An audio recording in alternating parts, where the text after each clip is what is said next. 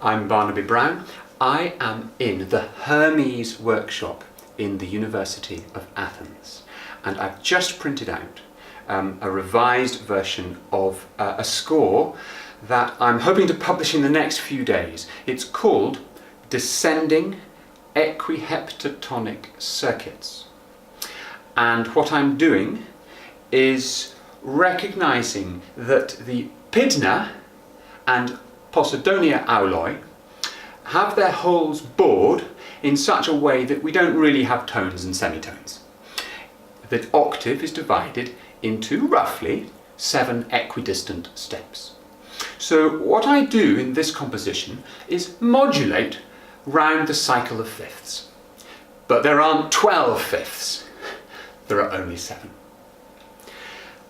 Now, I have had great fun here in Athens. Yesterday we were out looking for Phragmites australis, and the day before I was teaching the students of Christos Tertsis. So I haven't been practicing. The day before that I was flying. So I've had 3 days without really playing at all, and it shows. Okay, so I'm not in lip. Therefore, this is not a performance. This is a practice session. In fact, what I'm doing is proofreading a score.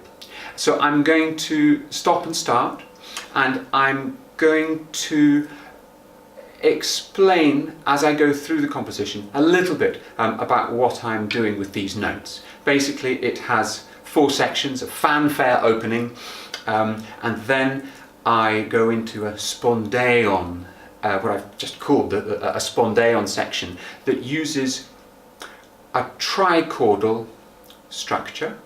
In other words, instead of a full enharmonic tetrachord, I'm missing out the quarter tones, or the mesopukna. Then I go into an enharmonic section, putting in those mesopukna, and you'll hear the quarter tones. Then I have a diatonic section, and then I end with a decadent, luxurious chromatic section. And that chromatic style is the one that really displaced the enharmonic style in the latter 5th century and 4th century BC. It was the popular avant-garde music of the theatre, music of the masses. It became extremely desirable, and the lyre players wanted to imitate the aulites. So this is the first time I've really experimented with these ancient styles. So I'm playing reeds by Robin Howell. These are the very first reeds he sent me back in August 2016. And it's a deer bone reproduction of the Pydna, and I quite like these leather straps. I prefer that solution a lot to the wax that I've been using for the last 3 years. So I can move the leather easily up and down to cover the hole if I want to. But for this composition, I'm playing in the open position.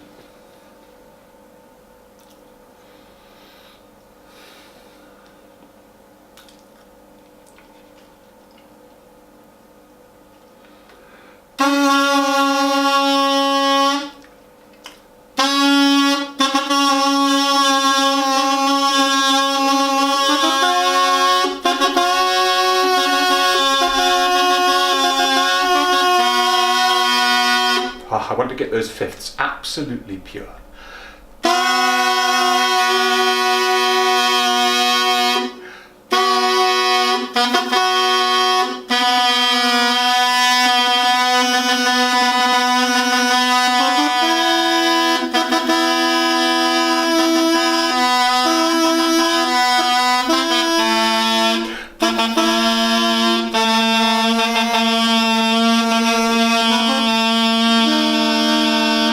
Now this reed, while I was talking, it's clearly got a little bit dry, so I'm going to dip it in water. And I could tell it was dry because it wasn't always speaking there. It tended to, when I was tonguing, it sometimes just didn't speak. That could also be because I've done a lot of practice on these reeds and they've maybe got a bit sticky inside. It's very important when you finish playing to really rinse them out under running water. I like to, as soon as I've finished a practice session, take the reeds out, go into the bathroom, run them under cold or lukewarm water. Really give them a good clean out straight away before it hardens. Otherwise stuff accumulates and they stick, and that's not good. So keeping them clean is definitely helpful. So how far did I get? I think I'll jump in at bar 8.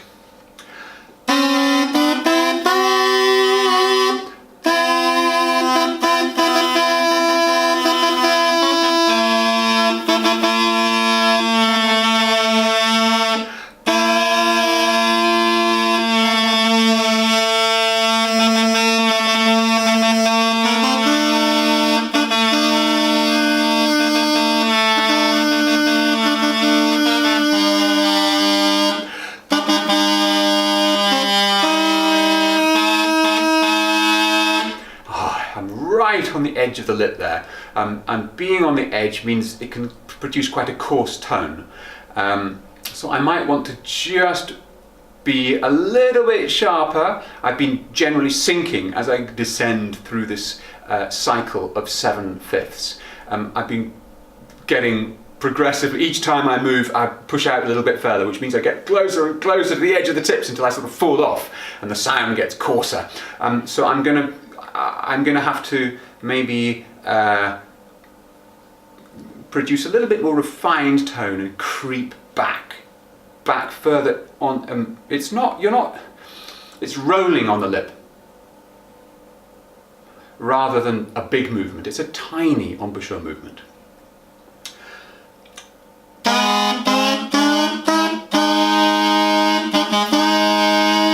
So that's further in.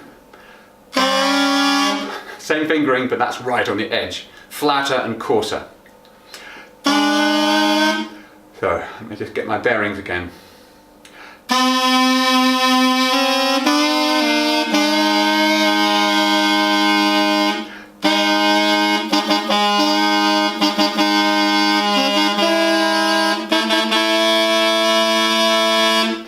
I really want to get those intervals pure. So I'm going to take my tempo down a little bit.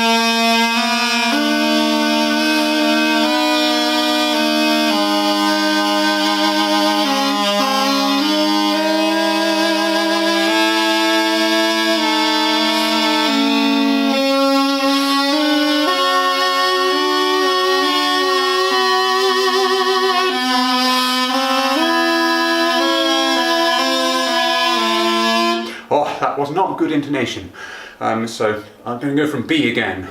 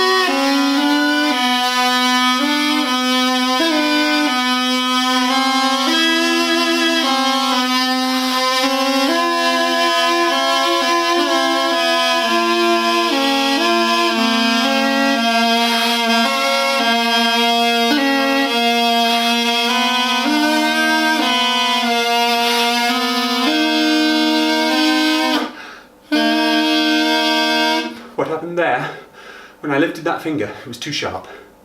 Okay, I wasn't hearing in my head the note that I wanted to produce. It's a really, the intonation, producing the right intonation requires real intentionality. So hearing it in the head, and let's see if I manage to produce it.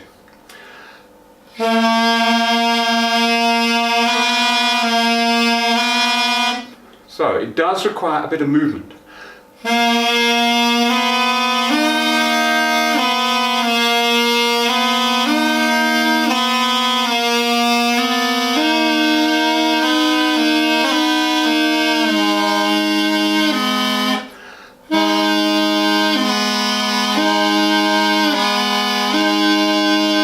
But it's not just movement, it's also relaxation of the lip.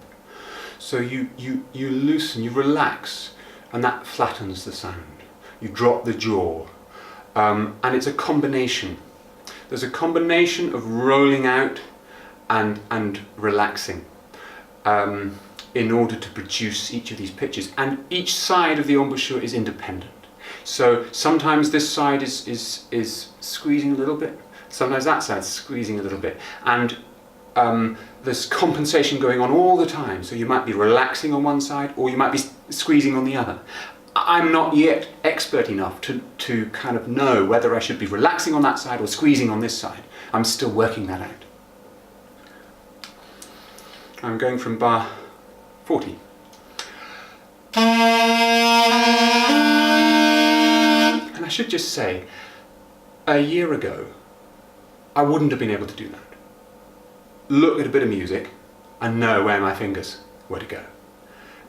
So it's actually, I was a bit scared at that moment. I said I'd go from bar 40 and I looked at the music and was the right sound going to come out?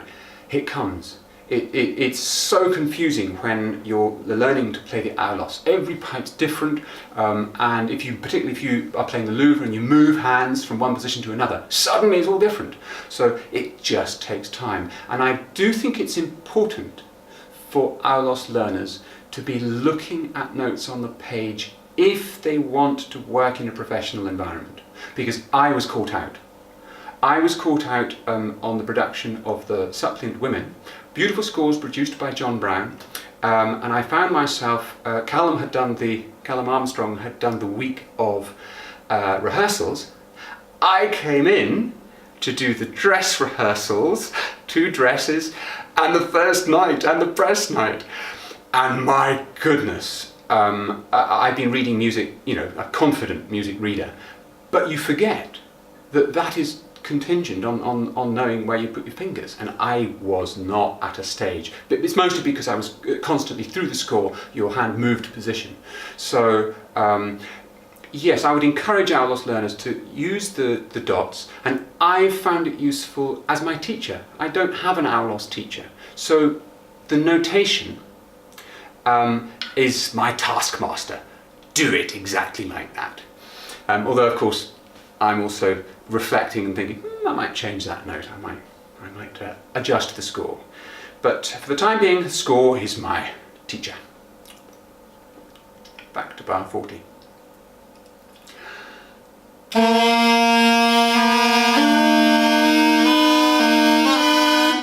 That's still, that B flat is still sharp.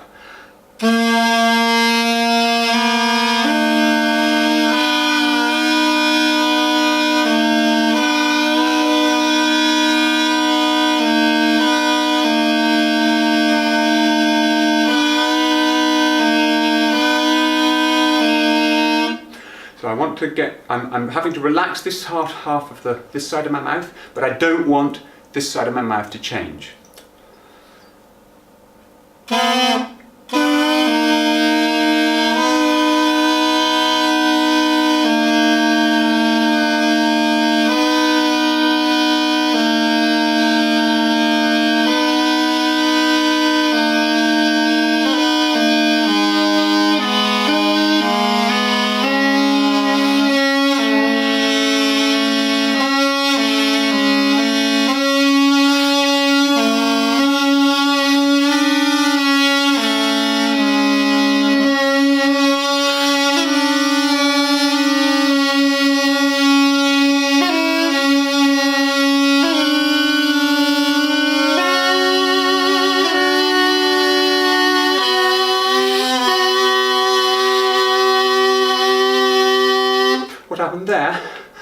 as I breathed in, the pressure increased slightly and the high reed stopped. So I wanted immediately to go back and improve that technique. So the circular breathing, if you don't want the sound to stop. So I'm now at bar 47.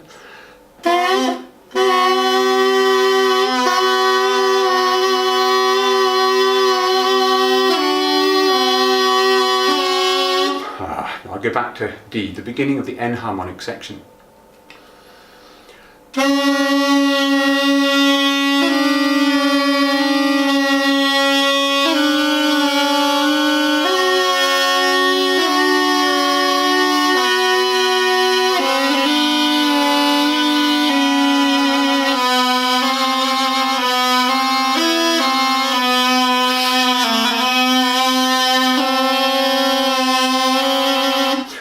Now, with these quarter tones, I am tuning them by the beats.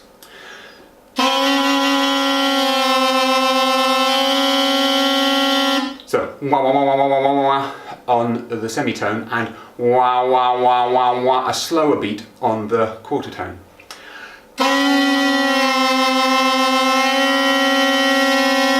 So fast there. So I can really hear the beats on the quarter tone. That's what I am looking for at the moment.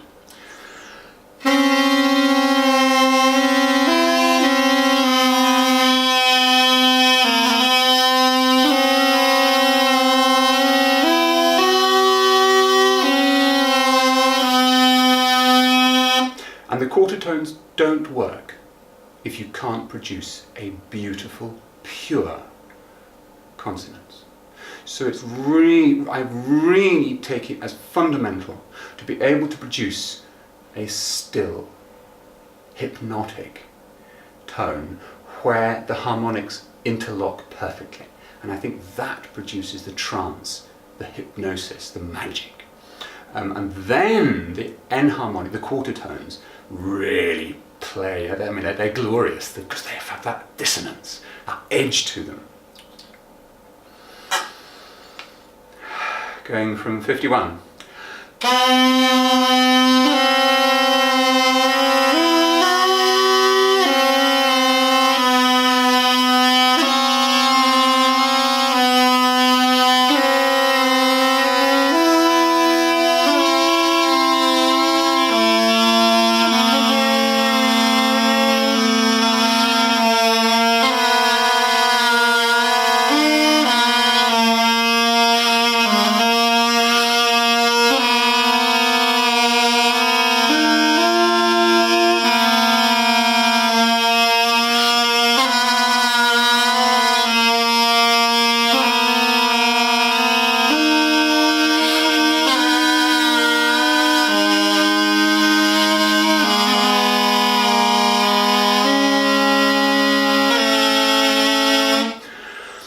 So I'm not terribly happy with the tone here, but I'm going to press on. And I think that's because I've just got to the edge of the lips, and it's probably simply that my embouchure musculature isn't well developed enough. I'm out of practice, and I'm just not able to squeeze enough. Okay, I want to build up. I want to be in better lip. I think that's the issue.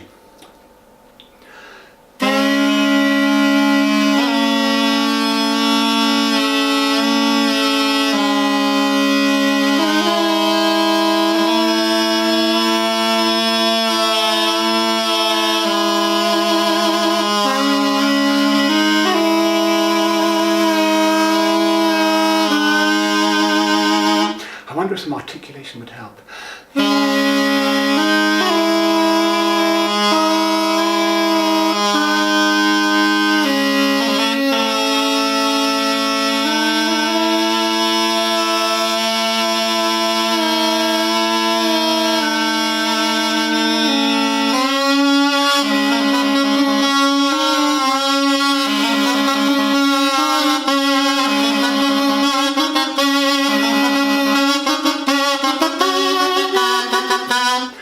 Okay, I'm not quite ready to play it at that speed yet. I've been taking liberties with the tempo because I've been focusing on intonation. So I've sort of paused. I've pressed pause on the flow of the time in order just to get the intonation a little bit better.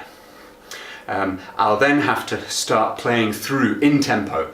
I'm still exploring. You know, I'm the composer of this piece, but I'm also its master. There's a sort of two-way process. Sometimes I'm just trying to play what's on the score. Sometimes I'm trying to change and make it better.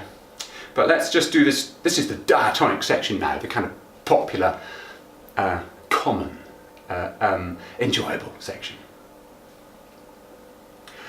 After what was a bit serious, the enharmonic is like the lofty, grand, archaic style that people looked back on. Aristophanes looks back on it with great nostalgia.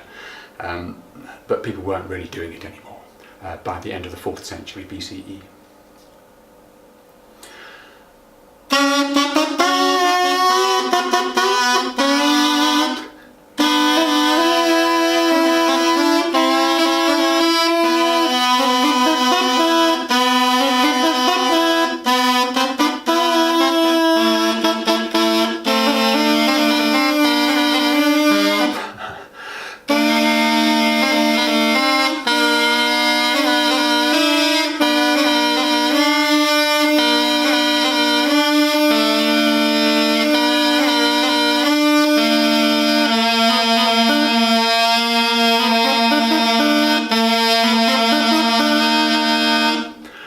That's really interesting.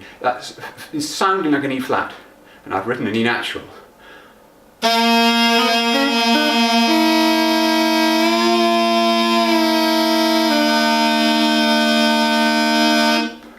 So maybe I should change my notation. Because I want to play that at speed.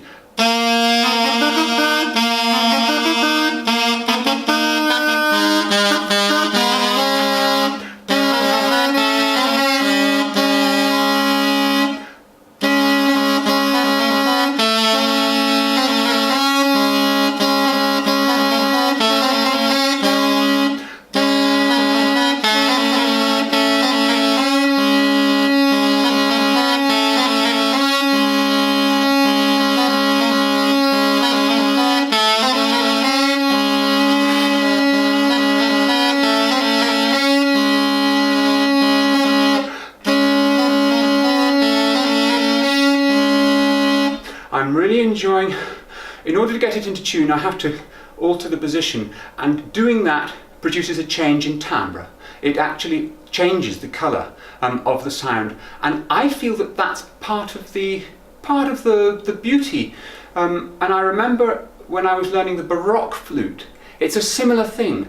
When you're learning the metal flute, you know, Marcel Moy's homogeneity of tone is what it's all about in those exercises that he created in the beginning of the 20th century, ironing out the differences that were inherent in the wooden, in the Baroque flute, whether it's one key and then later classical flutes. Now that sort of alteration in the tone, as a composer, you exploit it. So what I'm wanting to do here is exploit the natural timbral differences that emerge when you impose pure tuning on an equidistant 7-tone instrument. Okay? Because I'm not just playing this like a machine. I am individually tuning every single note. And it's exactly like a violinist, choosing where to put the fingers down. And the years of training that go into that. And like a singer, learning to sing in tune. I mean, knowing where to put the muscles of your vocal cords so that you produce that scale, that note. It's exactly the same as that. Feels, at the beginning, you're at C, but these reeds, as you can hear, they're really quite flexible, and the sources make it quite clear that that's how aulos reeds were, certainly in the 6th and 5th centuries. So, I think it works, but this is an experiment. It's quite a heretical experiment because equidistant 7-tone tuning does not have any ancient testimony in writing. The only testimony we have for equidistant 7-tone tuning is the material evidence of some superlative finds. The Pydna, this is the Pydna, and from roughly a century earlier, the Posidonia aulos. And what's so remarkable about these two finds is that their intonation lines up with less than 10 cents discrepancy between them, apart from the low pipe, this hole here. This one is slightly lower on the Pydna, but all the other holes and the bombix pitches, or that's the bottom note. If I close this bottom hole, that gives you the bombix pitch. It all lines up. There's just a semitone difference. This is about a semitone flatter than the Posidonia. So, although we don't see any trace of equidistant 7-tone tuning in notation or literary sources, we do have it in the material evidence. And we potentially do see it in the notation because there are 7 symbols in the octave.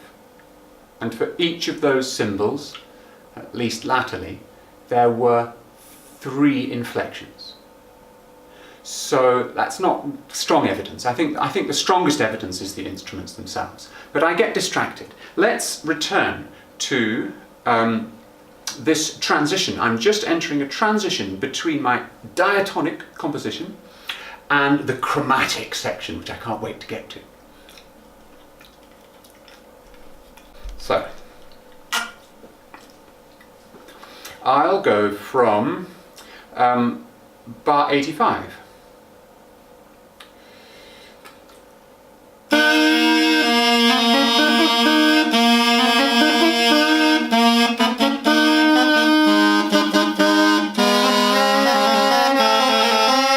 Still out of tune, that.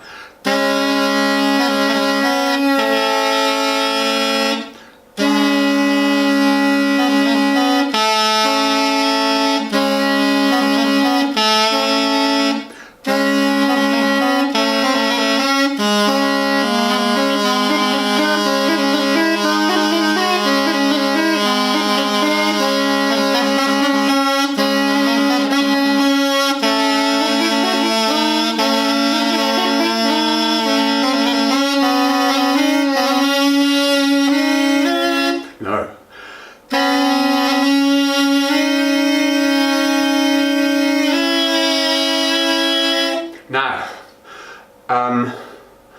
I have been a bit mystified why this hole is so big. I've wished that it was smaller. This one's a bit smaller. Why is this hole so big? It means that it's really difficult to play that note quietly.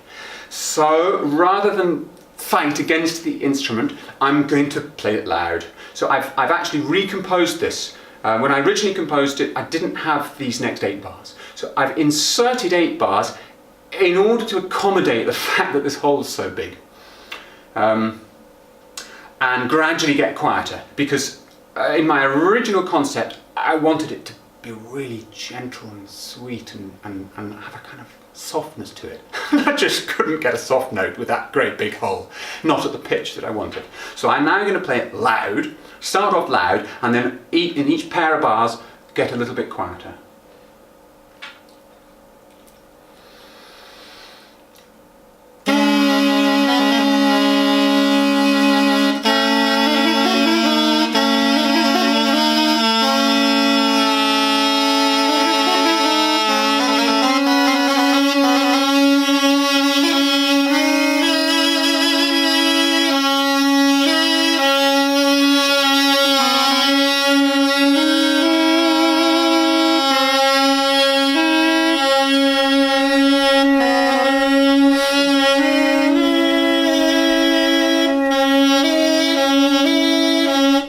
the difficult one. Trying to get la dee da dee da, beautiful tone. Okay, it requires embouchure training.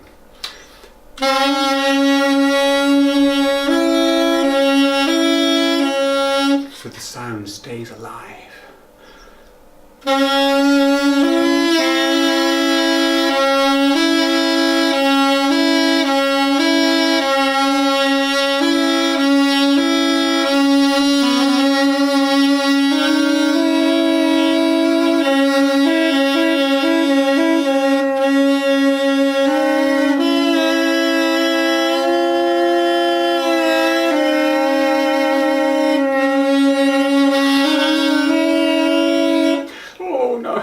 Okay, this intonation, this is the hardest bit in the whole piece, but it's also the most beautiful.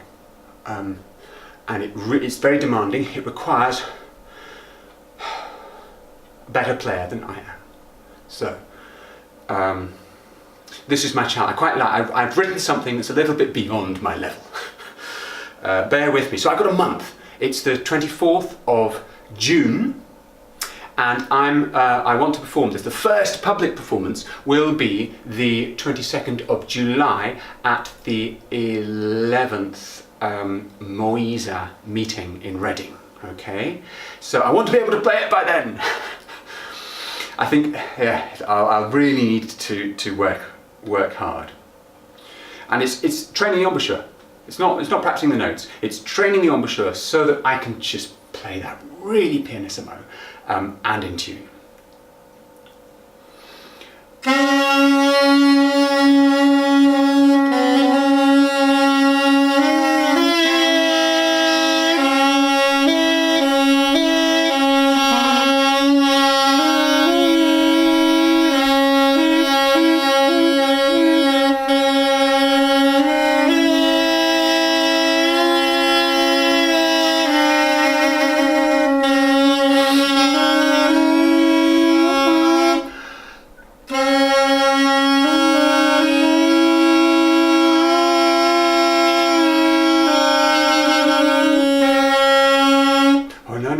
No, it doesn't do that.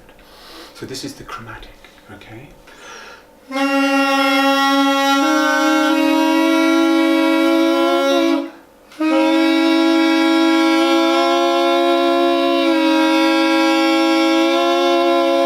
Going from that minor third to the major third.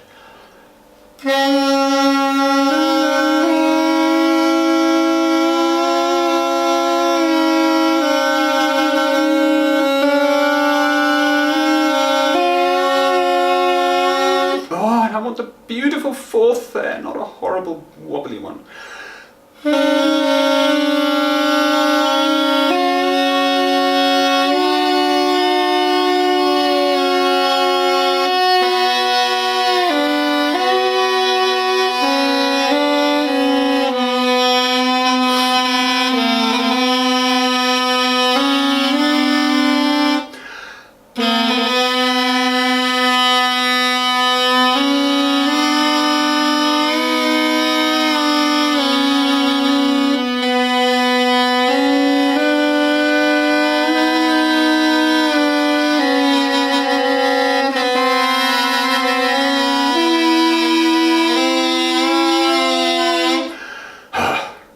It's got to be rock solid.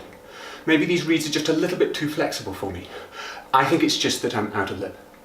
Okay, it's a question of strength in the muscles and being in training. You've got to train every day. It's as simple as that. I heard someone say once, and I think I was in Bulgaria at the time, it was Baidafo. Baidafo, the Bulgaria's or the Rhodope region's greatest gaida player. He was training every day, 3 hours every day he played. And if you didn't play one day, he noticed it. If he didn't play 2 days, his wife noticed it. And if he didn't play 3 days, audiences noticed it. So I'm definitely noticing that I haven't played for 3 days.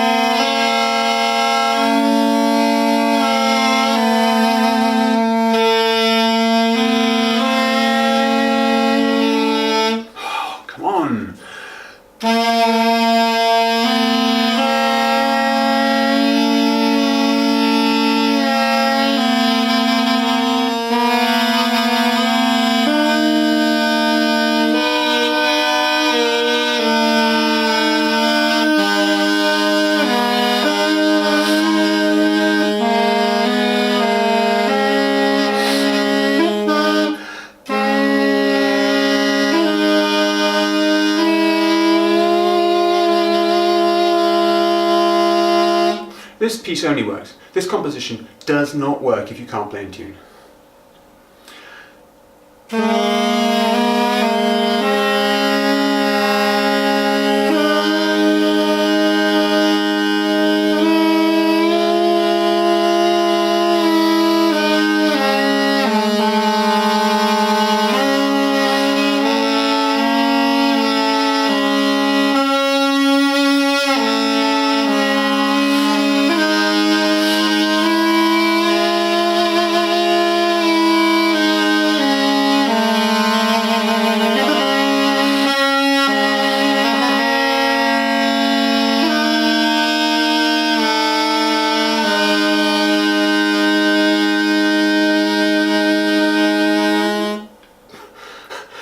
One day, I'll be able to play that piece.